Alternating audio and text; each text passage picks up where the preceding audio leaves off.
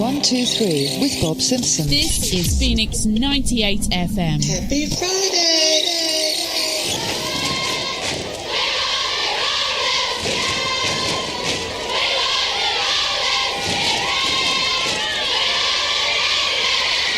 Oh, the crowd in eager anticipation of the Bay City Rollers back in London in 1975. Now, the demand to hear the Bay City Rollers with Les McKeown is still enormous. Les is the voice on all of the hits, and he's created the band Les McKeown's legendary Bay City Rollers.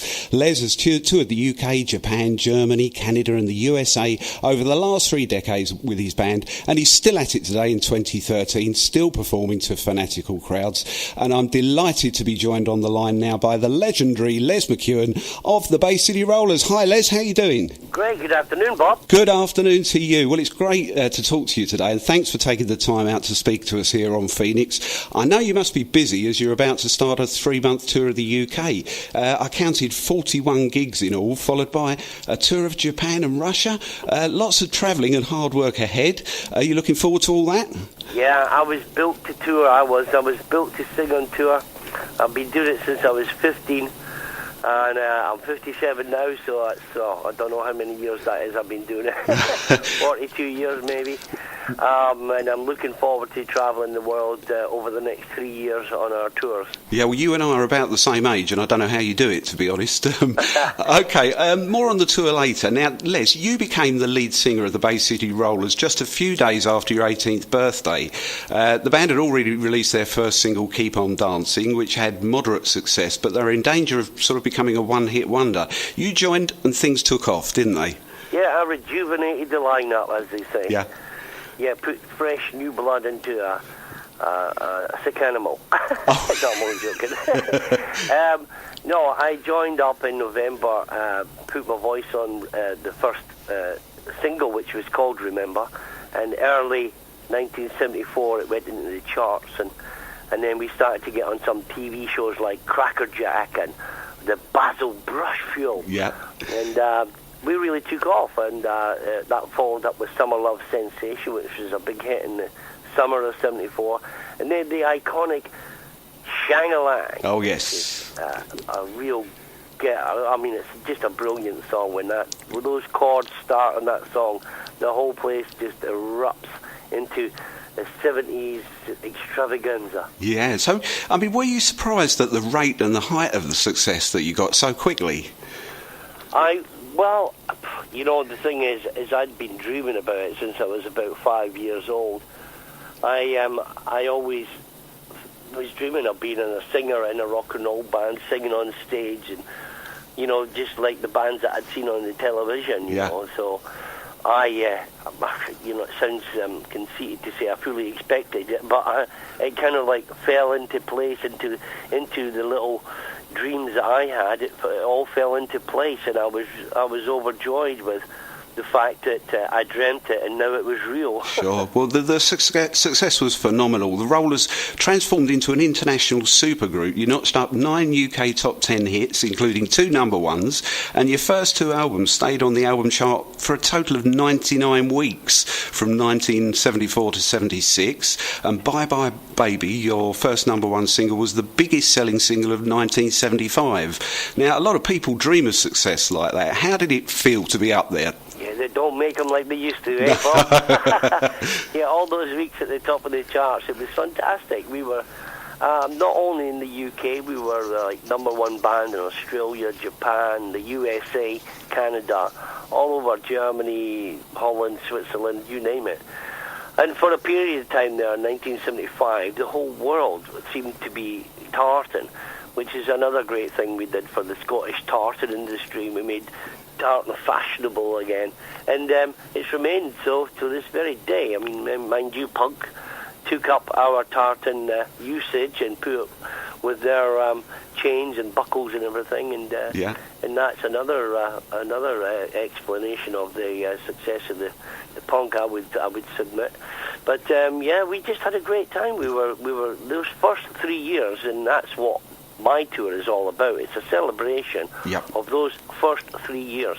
It's celebrating the enormous success that the Bay City Rollers had. Not just the band, it's celebrating the fans as well. They've stayed with me all these years, and they've come to my concerts. They've seen me do really bad concerts and now really good concerts. Well, yes, indeed. As you say, the Tartan Army were phenomenal. Tartan fashion took off. You were all over the TV, newspapers and magazines, and nothing had really been seen like it since the early days of the Beatles. You were pursued by mobs of teenage girls. Did that ever get dangerous? Mobs of teenage girls. What could be dangerous about that? We were quite concerned about their safety all the time, and the people that we hired to do our security weren't really looking after us. They were protecting them from incidental accidents, running out in front of cars, getting, crushed or pushed and things like that. We were very conscious of the health and safety angle, you might say, before it became law even. Sure, okay. So tell us, what was the secret? What do you put the success of the band down to? I think it was the magic tartan. Yeah. I think it was just great. We were a carefree, scruffy little band from Edinburgh. I think people connected with us. It was a very austere time with the money in the 70s as well. There was lots of strikes going on. There was, the winter of discontent. All these kind of things were going on. And I think we were like a breath of fresh air for the kids who perhaps weren't having a great time at home. Who knows? But it just was just like, it just alleviated everything. And it was like kind of like a joy to be a roller fan for a period of time. And we sort of had these really catchy tunes. And there were great songs written by Phil Coulter and Bill Martin. There were great tunes, and they still work their magic today. When we play festivals, we can see that there's a whole bunch of young kids doing pogo dancing to our songs and all sorts of things.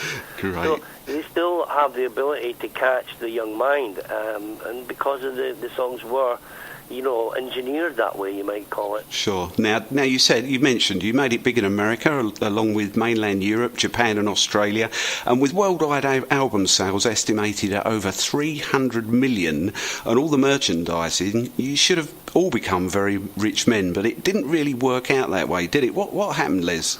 Well, it certainly deepened my character. If you give me a lot of riches there, I'm not so sure if I welcomed all those riches. Right, okay. But, it's sad that there was a lot of, in many a business, in small businesses, in fact, even in the consumer level, people get, someone comes to do their double glazing and they get ripped off.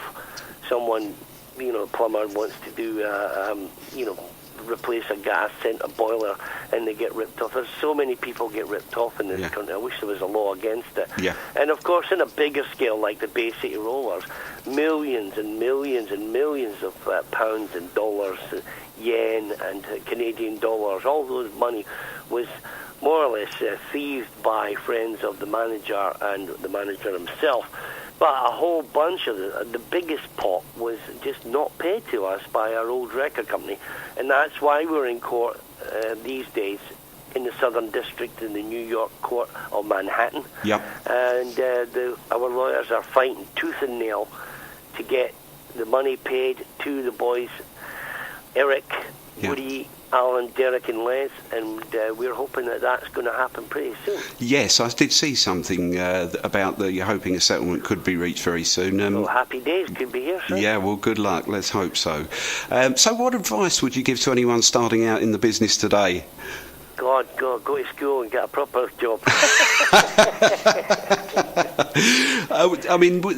Would you recommend sort of the X Factor line? Oh, I don't know. I mean, it's a great way to be exposed all at once to the whole of the country. God, there's people that would give the right arm to have that kind of publicity. Sure, yeah. I would love that kind of publicity too, for my tour coming up and things like that. But it's certainly a quick way to expose your talent to the whole country, and people can then decide whether or not you've got it or or they think you're good enough and stuff like that. So I wouldn't put it down as a method of how to get into the business. I do wonder, I don't know anything about the business relationships that the people who control that program. I'm sure all those young, talented people are under some kind of contract before we even see them on the stage, and probably tied up for years into contracts that may or may not be lucrative for them. Who knows? Yeah. Okay. Well, we'll come on to your tour in a minute, but from what I've read, the final days of the original Rollers were not a happy time for you. Infighting in the band, and you got to the stage where you wanted to get out, and it all came to a head one night on stage in Japan when the tension exploded and there was a massive fight on stage between the band. What do you remember about that night, and was that the final straw for you? Well, you know that Japan, it's a very violent country. No, I'm joking. We were just all caught up in our own success, and it really got to us individually and collectively, and I suppose we had irrevocable indifferences to what we wanted to do together. So, it did end up in a physical fight, and we did end up being divorced, you might call it. Yeah. A public divorce, and being young, full of testosterone and all that stuff, no one wanted to admit that they were wrong. No one held out any olive branches. Nobody tried to put out the fire on the bridge, Sure. And so we drifted, not drifted, we departed sort of quite bitterly. And over the years, it's been practically, impossible to try and get back together. But there are moves afoot, I'm pleased to say, for us all to be able to end up at the end of this 40 years, maybe as friends again. So I'm hoping that is going to take root, and that everyone is going to keep on the direction that they're on, and we could end up being good friends again. Oh, that'd be great. Well, you left the Bay City Rollers in 1979, and you formed the band Ego Trip. And again, you were overwhelmingly successful in Japan, Germany, and sold millions of records. You replaced the tartan gear with spandex catsuits, and soon found yourselves playing sold-out concerts all over Japan. You released 6 albums and 7 singles. They seem to love you in Japan. Why do you think that is? Well, I think it's the spandex, man. I just went into, I suppose, a creative overdrive. When I was in the Rollers, I was disallowed. I wasn't allowed to have any of my songs on the Bay City Rollers records. I was the singer. I got all the attention, and they had this idea that Woody and Eric would be the next John Lennon and Paul McCartney type thing. And I got more and more frustrated about that, and by the time I decided to leave and make my own album, it was full of songs that some of them could have been on the Rollers album, and they just wouldn't have it, and one thing led to another. So the only way I was able to expand or explore my creativity was outside of the Rollers. It was a big, bold, courageous move. In one way, I'm really sorry that it had to be either or, because these days, of course, people or singers or parts of bands can go out and have their own career and be in a band, which is the kind of way it could have been with me. Or the guys just could have recorded some of my songs. So it was a very kind of, I'm not possessive kind of relationship. And when I left and I made my albums in the Conch Studios here, the King Studios in London and in Tottenham Hill, I made 3 of them in that studios, and had a really great band. I called them Les McKeown's Ego Trip just because I was I'm just amazed to have these kind of musicians play with me and get on the road with me. And I designed all the costumes, designed the album covers. So I went into a kind of creative overdrive, producing, writing, creating, all the things that were associated with my career, because all those things I wasn't able to do in the Rollers. So it was kind of like, a complete reaction to being stifled, really. Yeah. Now, as well as great success, you've had more than your fair share of adversity in life. It's been publicised that, you've had various personal problems, and bad things happened to you, basically, and you kind of hit rock bottom a few years ago, didn't you? But you seem to be in a much better place now. What brought you out of that? Yeah, Why is that? Bad things keep happening to me. I think it's bad things don't just happen to me and don't just happen to famous footballers and pop stars. Bad things happen or have the potential to happen to just about anyone. Yeah. And it's very sad when it does, because it can take, perfectly well-adjusted individuals and turn them into self-destructive, horrible people. Yeah. And that's what happened to me. I kind of went through a very, very dark period. I really don't know what brought it on. I don't think it was something that suddenly came on. I think it was years of perhaps having too much stimulation when I was 18 to 22. And then I had my own career from 22 to 26. Yeah. And then after that, you were kind of like, you were like, it was over. Yeah, And trying to get used to not being number one or the page in everybody's on the front cover of a newspaper. Although it was, you wouldn't like to admit it, that sort of had probably a deep psychological effect on I'm your sure. personality. I'm sure, yeah. But it's not something that you're fully aware of. You're just kind of reacting to it in a subconscious level. And that subconscious, this is according to my psychotherapist, eats away at your feeling of self-worth and your self-esteem and stuff like this. And I suppose the tipping point came for me when I lost two rocks in my life, my mum and dad. Right. I was very, very close with.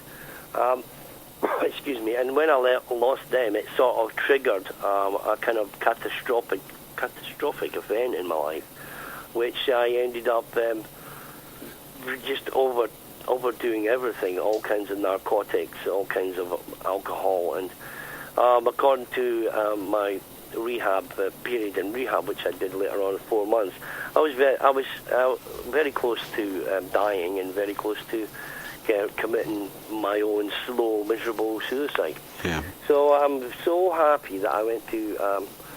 I'm so grateful to my wife and my son as well for helping me to get the kind of help that I needed, and to get me with the right kind of care, residential care, for 4 months in late 2008.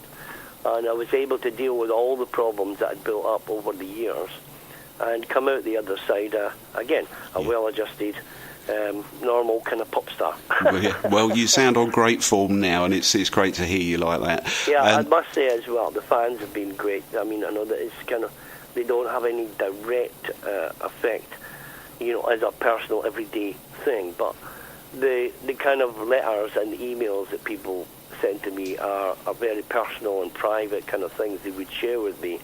And it turns out there's a lot of people that I know or I helped during my younger years who I had no idea that had been going through similar things to what I had been going through. So there was a whole new kind of connection as well with the fans, and we're all grown up, and I realised that it doesn't just happen to people who are famous, it happens to us all. Absolutely. Well, as I say, great to hear you on good form. What about your fellow rollers? Are you in touch with them these days? You mean my rollers or my old Well, mate? you're the guys in the band, originally, yeah. All right. Well, Eric's still working. He's doing his solo. He's into playing his acoustic guitar and practicing his own songs and exploring his own songs. And quite a lot of them seem to be a folk type genre at the moment. And I see bits and pieces of him on the YouTube and things every now and again. Yeah. Stuart Wood, he's got a little production studio up in Edinburgh, and he produces mixes and stuff like that and writes for little bands who win competitions and stuff like that. Like, for instance, the McDonald brothers, who won one of these, maybe it wasn't X Factor, maybe it was Britain's Got Talent, or came in number 2nd. Yeah. So he's doing his thing there. Alan Longmuir's still very much alive and happy guy up there in Bannockburn. And his brother Derek, who's been a cardiology nurse for the last 23 years, working in the Royal Infirmary in Edinburgh. Yeah, he really turned his back on showbiz, didn't he? He did. Yeah, excellent. Okay, well now you've actually answered them already, but I've got a couple of questions from listeners for you, Les. Do you mind answering them? All right. Anne Burke said, "My favourite memory was going to the school disco in my tartan trousers and watching the Rollers on Top of the Pops. Good times. I would ask Les if a reunion was possible." Well, you've almost answered that already, haven't you? So. Yeah, I would really like I'm working very hard at the moment to try and put in extra efforts, because it doesn't seem like there's anyone doing anything in that line. There's not a manager who's trying to get people together. There's not a third party who's going and knocking on Eric's door and talking with them, or Woody's door. So right. I've elected myself to be that individual to try and see if I can make extra efforts to rebuild the bridges and to hopefully get everyone together for, let's hope, some kind of tour. Even if it's not a tour, even if it's just we were friends again, it would be. Yeah, it would be great, yeah. Jenny Charles asks, how did you come up with the name of the Bay City Rollers? Oh, nice question, Jenny. I didn't personally come up with them, but the story is that back in 1969, when the Bay City Rollers were actually called the Saxons, Alan and Derek got together and were talking about changing the name. They wanted to change that name to an American-sounding name, because that was all the rage at the end of the 60s.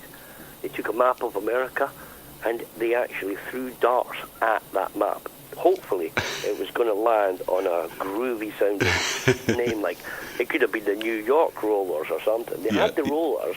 Yep.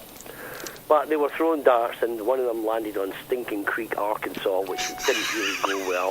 And another one landed on Bay City in Michigan, and they were, Bay City Rollers. And so that's how it was made, purely through luck, really. Great story. Right, and Joanne Wheeler says, and again, you've already answered this, really, but she said, I've still got all the LPs. OK, what happened to Woody? Well, you've told us what Woody's doing. Yeah, Woody's still alive and doing his thing. Him and his wife stay up in Edinburgh. He's very much a studio guy. He does. I don't think he plays much live at all. Right. But maybe we can change that. Yeah, great. Okay, one final question, and it's a cheeky one, and I know the answer to this one already, but Anne Robinson said, if it's not too cheeky a question, did they play all their own instruments? Is that Anne Robinson from that TV show? No, it's a lady of the same name. Yeah, the Bay City Rollers all played their own instruments. I know why that question exists in people, and it's maybe hard for them to understand it. In the period of time that we're talking about, the early 70s, hardly any band would be allowed to play on their own records because of the huge cost of studios in those days. It could be a couple of £1,000 per day. Back in those days, that was a lot of money. It still is a lot of money. Sure. And the producers, the songwriters, and the publishers would get together to make that particular event as inexpensive as possible. And they would hire in the very best session studio guys that they could. Yeah. So that, let's say, on the course of one day, maybe 8 songs could be recorded. Which, of course, if it was given to the band, that probably would be maybe 1 song a day, if you were lucky, because we just weren't as competent as these super-duper, super-cool musicians. Yeah. We could play. All the guys played since 1967, and they got better over the years. And you can hear it on their album from the B-side of Rollin'. You can hear the difference in their playing from the B-side of the Rollin' album to the next album, Once Upon a Star, where they played everything on the album. And I think, on a certain level, I think it's actually better than some of the stuff that's on the first album. And that was a natural progression. Sure. Of course, the guys were very proud from how they played, what they played, and of course we played a lot of live stuff as well. Great. Okay, thanks, Les. Now back to your forthcoming tour. It all kicks off next Friday. How does touring these days compare to the 70s? It's a lot harder. Really? Is that an age thing, or? No, it was a lot harder when I was younger. Oh, I see. Sorry. Yeah. We had of course, I had youth on my side then. Yeah.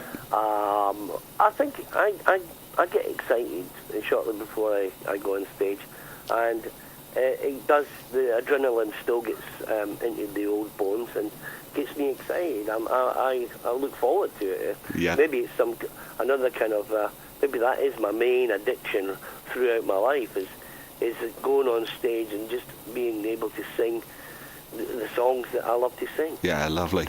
Now, I know that you guys in the band, you're still in Tarleton, aren't you? How about the fans? Do they turn up in Tarleton still? They do. They show the respect to the old rollers and the fact that we come from Scotland and that we, at one time in our youth, we all helped to turn the world Tartan together. Yeah. They were known as the Tartan Army, we were the Basic Rollers, and we were inseparable. Yeah. Now, you're coming to our part of the world a few times in the coming months, starting with the Chelmsford Civic Theatre on Sunday the 15th of September. Tell us about the show, Les. Well, the show is called the Bay City Roller Show, albeit it's Les McKeown's Bay City Roller Show, and it really is. We've been taking all the songs apart and putting them back together again, finding what made them tick, exactly trying to recreate the harmonies. They're a very important part of the Bay City Roller songs, and something that perhaps we didn't pay a full attention to before. So we've really worked hard to get the harmonies note perfect and all the parts really good so that it sounds more like the record than we've ever sounded before. And so there's a lot of work went in on the production side of it.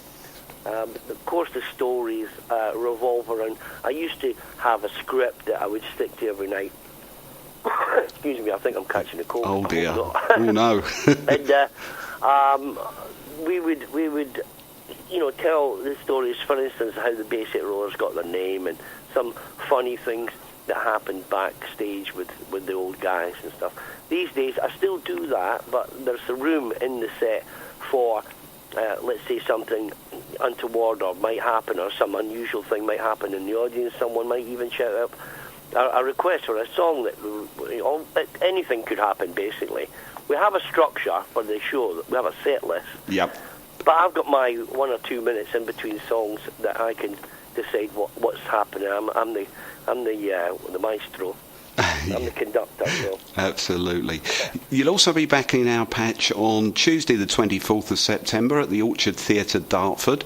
Then Saturday the 12th of October it's the Harlow Playhouse, followed by the Thameside Theatre in Grays on Friday the 18th of October. The UK tour continues until the end of November. Then you're off to Japan for some dates in December, and then it's on to Russia, I think. I expect you'll be looking forward to a peaceful Christmas after all that lot, won't you?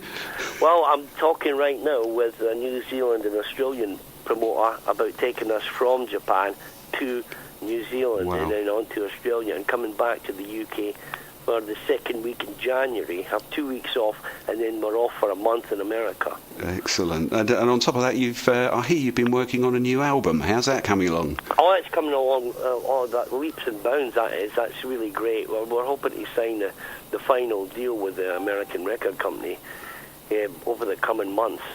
So I hope that we'll be playing one song each night from the new album. Right. So we will revolve around the 12 tracks during the tour. Great stuff. Well, it's been fantastic to talk to you today, Les. Thank you so much for chatting to us. Well, you brightened my day. It's been a bit of a miserable day. Yes, it is horrible out there, isn't it? Yeah, well, at least my tomato plants are getting some water. Great stuff. Just tell me, before you go, have you got a website we can look you up on? Oh, yeah, you can look me up, lesmckeown.com, or you can put in Bay City Roller, without the S, .com, BayCityRoller.com, or just Google Les McKeown Tour and it'll come up. I'm on all the best websites. Oh, I'm sure. I've much enjoyed talking to you today, Les. It's been a real pleasure. Thank you so much for being on Phoenix FM with me today. Oh, great to be on Phoenix FM with you, Ben. Thank you so much. Right, Thanks. We're going to play out with Shang-a-Lang. See ya. Cheers, bye-bye.